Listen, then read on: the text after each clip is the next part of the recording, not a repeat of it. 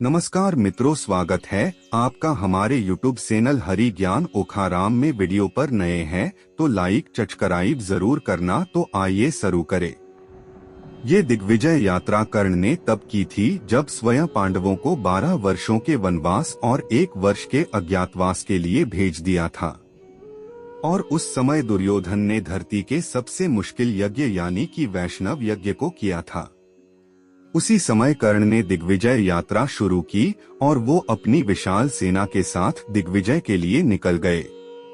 पहले कर्ण ने पांचाल नरेश द्रुपद के राज्य पर आक्रमण किया और अपने विशाल सेना के साथ कर्ण ने द्रुपद के राज्य को चारों ओर से घर लिया।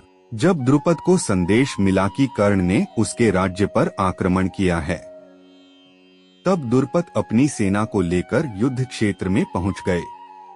इसके बाद कर्ण और द्रुपद में एक भयंकर युद्ध हुआ, लेकिन कहते हैं कि इस युद्ध में कर्ण ने द्रुपद को पराजित कर अपने अधीन कर लिया था और इसके बाद द्रुपद का राज्य पांचाल हस्तिनापुर के अधीन हो गया था।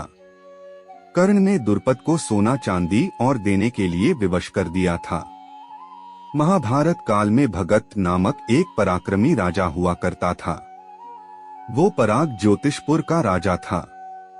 वैसे तो भागत बहुत ही बुजुर्ग योद्धा था, लेकिन फिर भी उसमें इतना पराक्रम था कि उनसे युद्ध करने का कोई भी नहीं सोचता था, क्योंकि उनसे युद्ध करना बिल्कुल नामुमकिन था।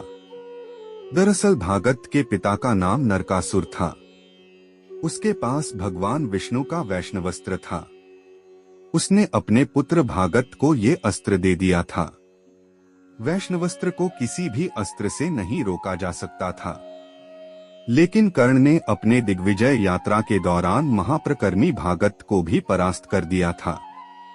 दिग्विजय यात्रा के समय कर्ण ने भागत के राज्य पर बड़े ही कुशलता के साथ आक्रमण किया और इसके बाद भागत के साथ जब कर्ण का महायुद्ध हुआ तो कर्ण उसमें भागत को परास्त करके एक वीर योद्धा कहलाया।